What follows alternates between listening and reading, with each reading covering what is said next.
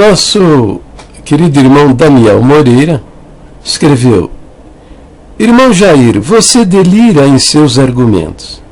Olha, meu querido irmão Daniel, veja, que eu estou conversando com você é aqui, ó, tá vendo esse nosso cenário? O de número 4, tá? Mas no de número 5 também mostra isso, ó, os 12 pontos de doutrina. O 5º ponto de doutrina, ó, nós cremos que a regeneração ou o novo nascimento, tá vendo aí? Só se alcança pela fé em Jesus Cristo. Você defende firmeza e fidelidade para entrar no céu. Mas o nosso ponto de doutrina não diz isso, cara. Ah, presta atenção. Aqui, ó. Só se alcança pela fé em Jesus Cristo. Se fosse como você acredita e você está ensinando, pregando, querendo me convencer de que para entrar no céu tem que ser firme e fiel, aqui estaria escrito, ó, tá? Só se alcança pela fé e pela firmeza e fidelidade. Entendeu? Então, filho, com essas crenças, a congregação não é sua praia, filho. Entendeu? Vai procurar sua turma, porque você está numa apostasia. Simples assim, cara. Simples assim. Agora, pior do que tudo é o seguinte, que esses pontos de doutrina, tá? Que estão aqui no inário número 4, porque o de número 5, os camaradas já perverteram o primeiro ponto, o segundo ponto de doutrina, até o inário número 4, tá? Como foi definida na Convenção de 1927, a primeira convenção da congregação. Esses 12 pontos de doutrina estão bem fundamentados dentro das Escrituras, dentro do ensino de Jesus. Entendeu? Então você está danado, você vai parar no inferno, filho.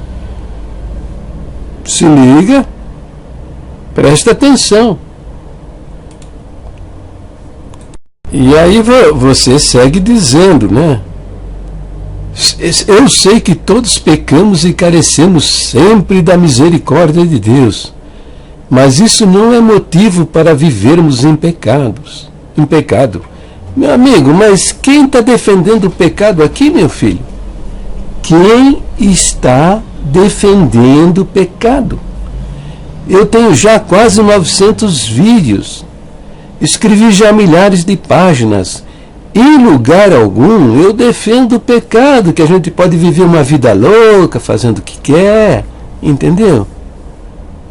Nunca defendi o pecado. Então por que esse seu comentário? Por que você escreveu isso?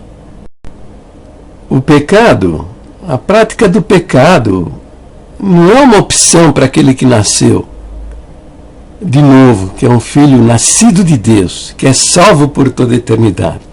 O pecado não é uma opção. A firmeza e fidelidade não é uma opção para mim. Viu? Tá? Por que não é uma opção? Porque o Senhor, meu Deus, não vai permitir. Entendeu? O meu Pai não vai permitir. Eu vou ler para você, filho. Você presta atenção. Diz aqui, ó.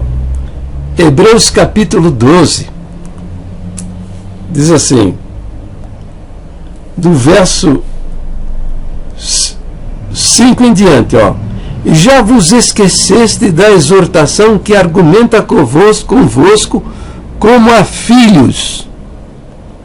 Filho meu, não desprezes a correção do Senhor e não desmaies quando por ele fores repreendido.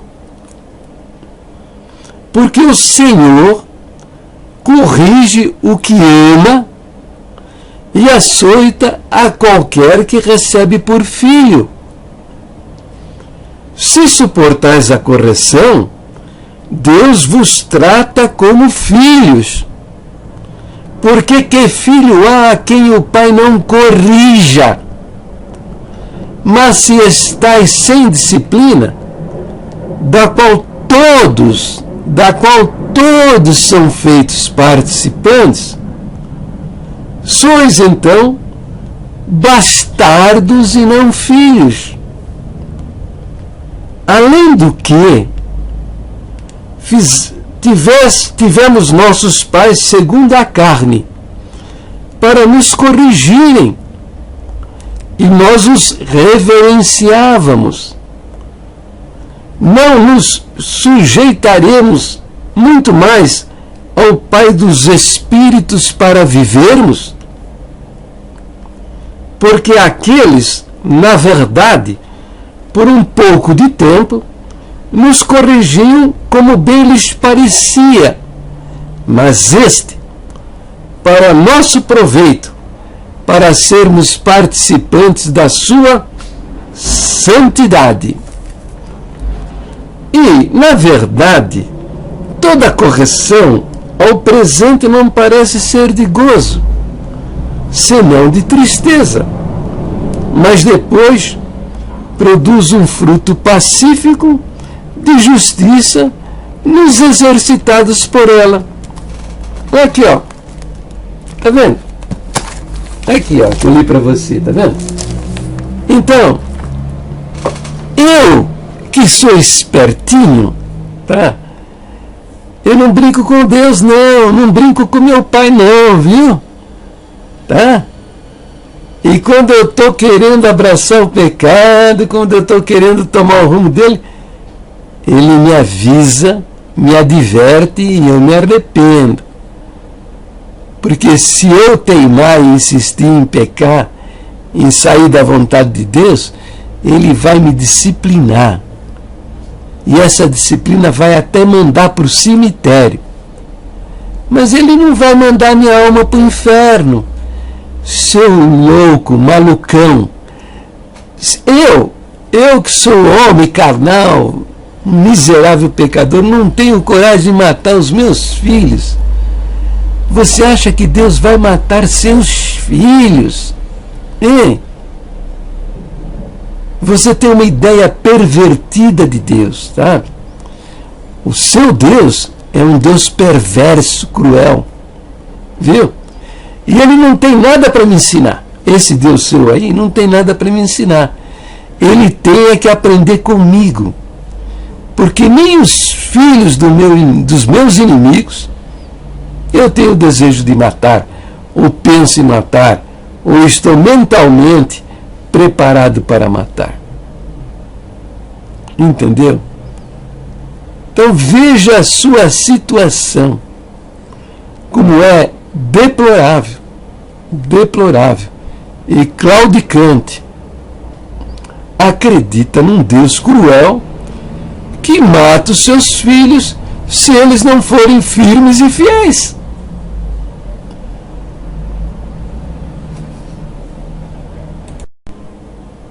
E agora você faz uma citação bíblica, né? Você diz: veja que o apóstolo Paulo disse em Romanos 6:1: que diremos, pois? Permaneceremos no pecado para que a graça abunde? De modo nenhum. Nós que estamos mortos para o pecado, como viveremos ainda nele? Mas, meu querido, olha só o que você está fazendo, usando esse verso para contradizer o ensino do próprio Deus.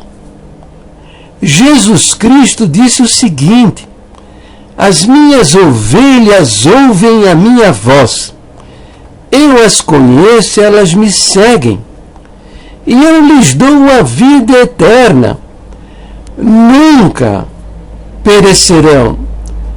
Eu vou repetir, presta atenção. Nunca perecerão.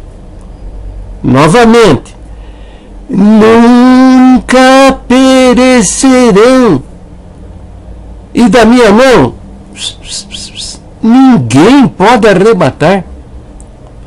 Isso está no Evangelho de João, capítulo 10, versículo 28. O verso seguinte, o 29, diz: o Pai que me deu estas ovelhas é maior do que tudo, e da mão do Pai ninguém pode arrebatar. Então é dupla segurança. Ó, eu estou na mão de Jesus Cristo. E ainda tem a mão do Pai aqui, ó.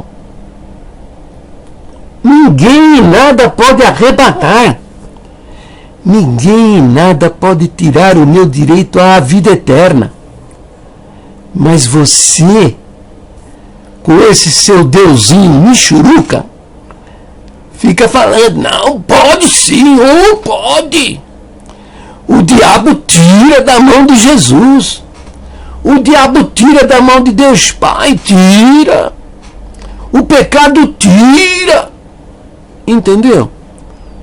Não é um negócio assim meio maluco isso seu que está na sua cabeça? Você está interpretando esses versos do apóstolo Paulo, de Pedro, de Tiago, de uma maneira pervertida. E está usando esses versos para contradizer o próprio Deus.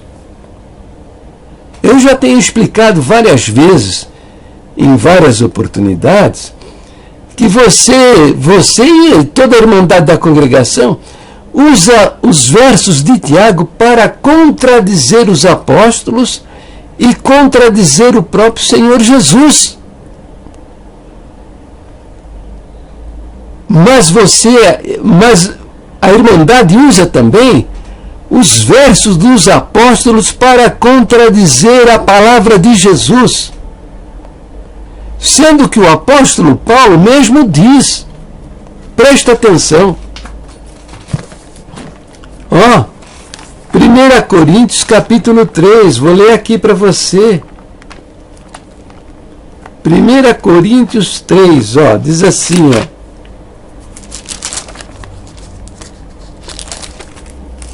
Que Jesus Cristo é o fundamento da nossa fé. Está aqui, ó. Está vendo aqui, ó? Paulo diz, ó, registrou, segundo a graça que me foi dada, pus eu, como sábio arquiteto, o fundamento, e outro edifica sobre ele. Mas veja cada um como edifica sobre ele. Porque ninguém pode pôr outro fundamento, além do que já está posto, o qual é Jesus Cristo. Entendeu? Então, o fundamento da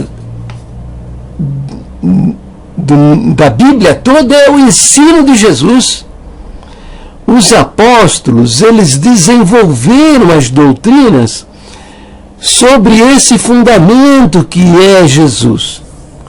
Isso é conhecido na Bíblia como a doutrina dos apóstolos, que é fundamentada toda na doutrina de Jesus Cristo.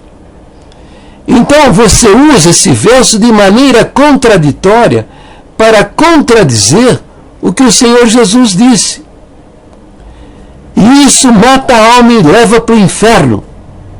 Viu?